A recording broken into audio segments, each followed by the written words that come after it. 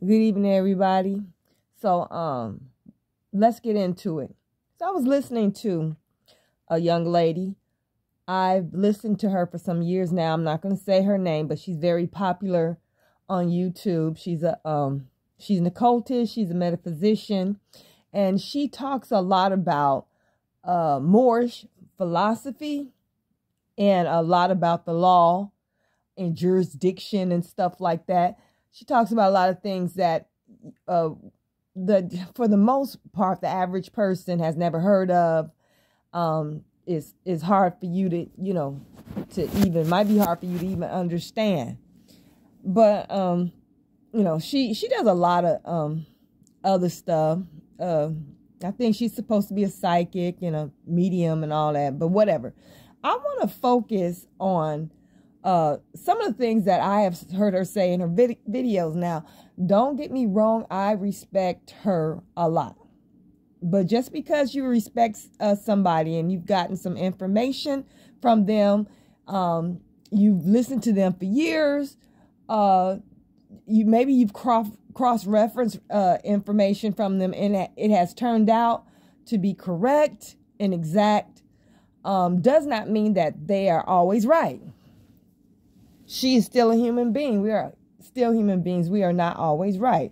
So I want to talk about, at least, I wrote them down. I'm going to say about 4 points I recently saw her talk about in a particular video that she made not too long ago. So this one has to do with your driver's license and your passport.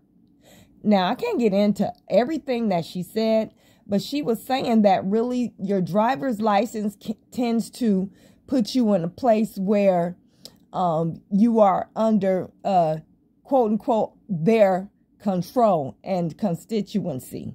All right. So she was saying that you could get rid of your license, driver's license. Someone asked her that, or they said that they did it on one or the other, and instead use your passport to travel. Okay. So I haven't checked that one out. I've never heard of that.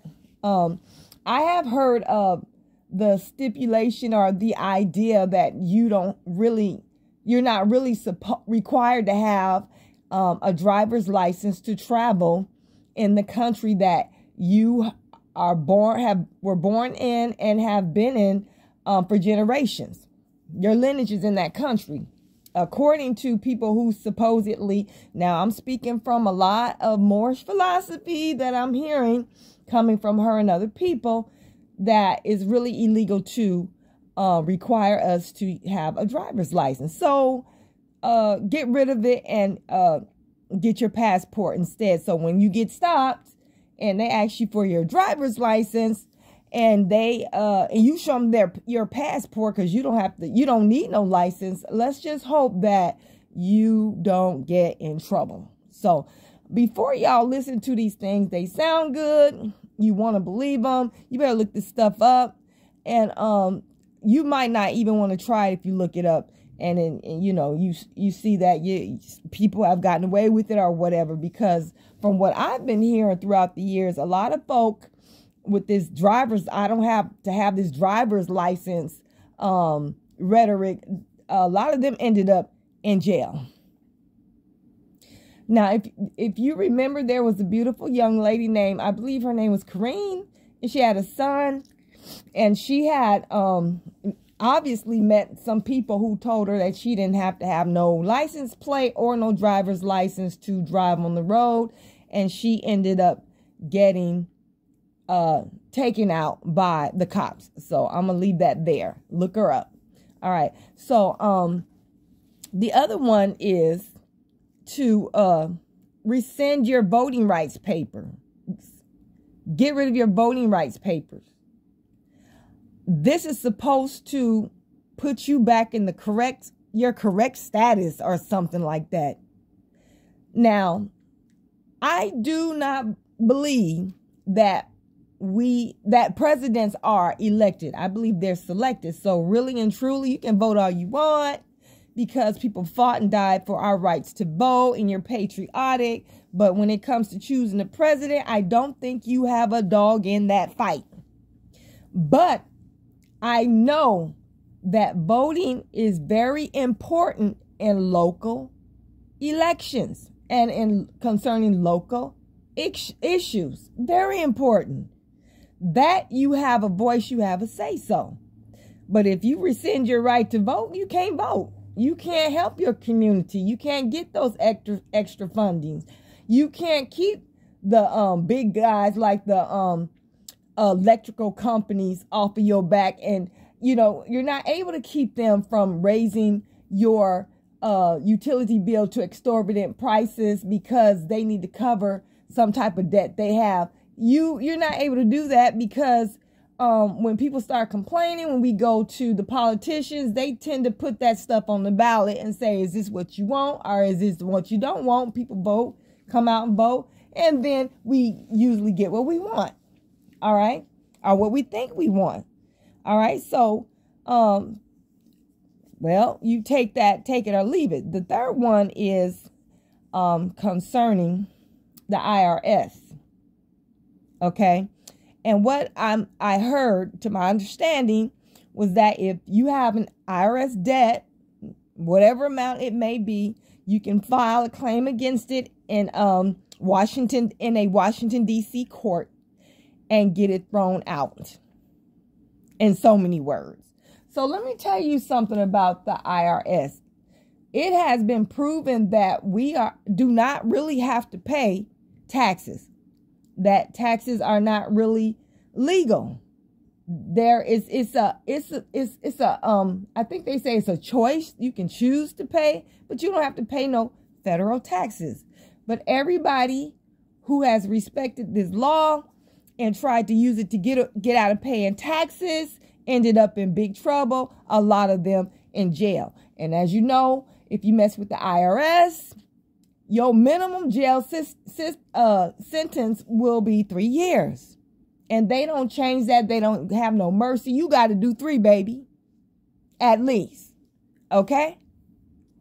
So I've heard of people who used to work for the IRS and they knew this information and they shared it. Jail, a lady named Sherry, a sister named Sherry, went to jail 3 years just for sharing it, going around telling people that they did not legally have to pay taxes. Okay? So I don't know about going to Washington, D.C. court and getting it thrown out or all that, but I'm going to tell you this. We are POWs in this land, prisoners of war. I'm just going to say this. You better pay your taxes, okay? I hate to say that. But until the federal government or whoever is, I heard that the money was going to the crown in Europe somewhere. I don't know. Until that infrastructure is totally destroyed, they don't have no power over us. I think you better stop messing with the IRS, okay? Because I've seen too many people and heard of too many people go to jail. They'll throw your butt in jail in a minute. And you can talk about all that Moorish stuff if you want to. A lot of them are in jail too, messing with the IRS. Don't go there. I'm telling you. All right. So another thing she was saying, she was talking about the Social Security card. And this, I agree, but I don't think, and it's how she was saying it is not totally right. It's not totally correct. She was saying that you need to stop using your Social Security card anywhere. She says nobody has the right to demand your Social Security number, and you're not supposed to even give that out to anybody. This is what she's saying now. So I ain't gonna lie, I agree, because all this has done, giving out our Social Security, has set us up for fraud, okay, to get ripped off, our accounts to get broken into. A Social Security number is a very powerful thing. So I said, I wasn't sure about this at all. So I went to the site, and I'm just going to read just a few things to you. It's going to take a minute, okay? So first they're saying, it shall be unlawful for any federal, state, or local government agency to deny to an to any individual any right, benefit, or privilege provided by law because of such individual's refusal to disclose his social security number. So right now I'm on the Office of Privacy and Civil Liberties, and I'm on the disclosure of social security numbers. So they're saying that basically to a large extent what she said. Okay. All right. So let me read on. Okay. So let me see. Any disclosure which is required by a federal statute. Okay, I think this is the exception. If there's a federal statute requiring you to give up your social security number, you have to, and I kind of think that's the IRS. Okay, let me go to B.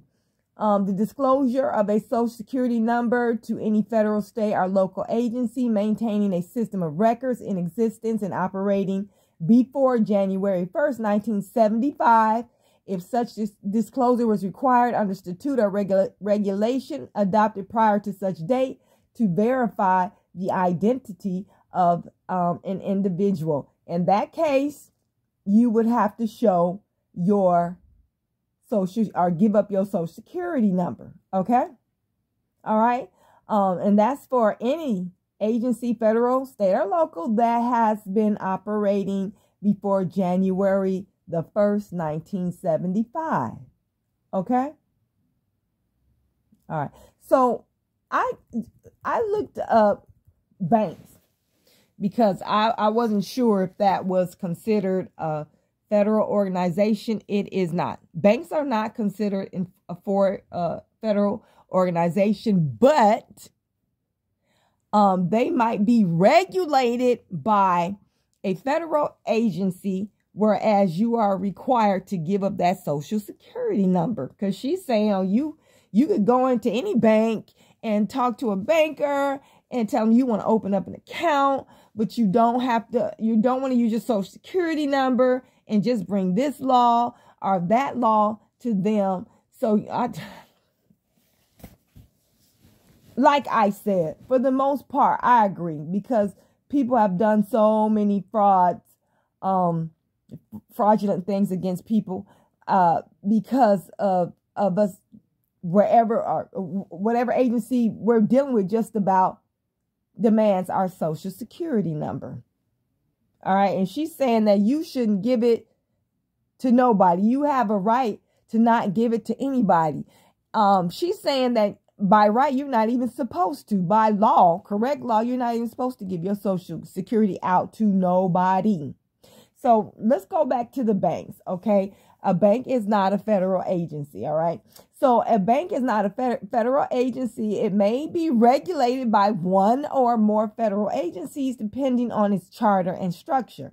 The main federal regulator for banks is the Office of the Comptroller of the Currency, OCC, which charters and supervises national banks and Federal Savings Association. So this is what I'm getting off right here. I'm getting from Microsoft Bing. I just looked it up, and this is what I'm getting from them. So you may be, depending on which federal agencies are regulating that bank, you definitely will have to give up your social security numbers. Okay. So I just wanted to put that out there for people to be safe, because like I said, I've been hearing years and years of people who are listening to a lot of different philosophies and a lot of things people are telling them that they can and can't do, and how you can get some money out of your birth certificate, and there's a bank that's holding you in trust and blase this, and then they people tried it, and you don't hear no more from them. You do not hear any more from them or the people who went along with that stuff. You better be very careful. So she also said something about the birth certificate. There's two types of birth certificate. There's the birth certificate and there's proof of a live birth. And she's saying that proof of a live birth does not make you a citizen. You're not a national. Doesn't make you a national, okay? But a birth certificate says you're a national. All right, you're a national. You're part of this nation. All right. So I looked at my birth certificate, and at the top it said proof of birth, a live birth, certificate of live birth. And I'm like, oh my God, I don't have a certificate, a birth certificate, because I remember my purse was stolen from me one day, and at the time, for some reason, I had my original birth certificate in there, and that was gone forever. So when I ordered another one from the state, I didn't even think anything of it. This was like, oh wow, this is a long time ago. And I've had that birth certificate ever since, and it says proof of a live birth. And it's supposed to say birth certificate. So, in other words, if you just have a certificate saying proof of a live birth, a certificate of live birth, you're not really a national, or considered a national, or belonging to the nation of where you were born, the state you were born in, or whatever. So mine also, she was saying that I looked it up, and I looked up the differences between the two, and it did say that the birth certificate made you a national, and it talks about reveals who your mom, who your dad is, how old they were, and stuff like that.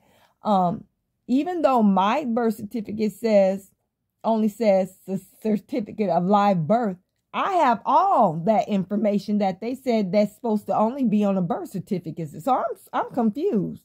I got my mom and dad's name on there, what their ages, what they did for a living at that time, my time of birth, all that. And mine does not say certificate of live birth. It says, it doesn't say birth certificate. So it's just weird, you know. A lot of people, they have said some things, and we have been like, ooh, and then they say other things that don't make no sense, ain't got nothing to stand on, and can get you in a lot of trouble. So just be careful, y'all. Peace.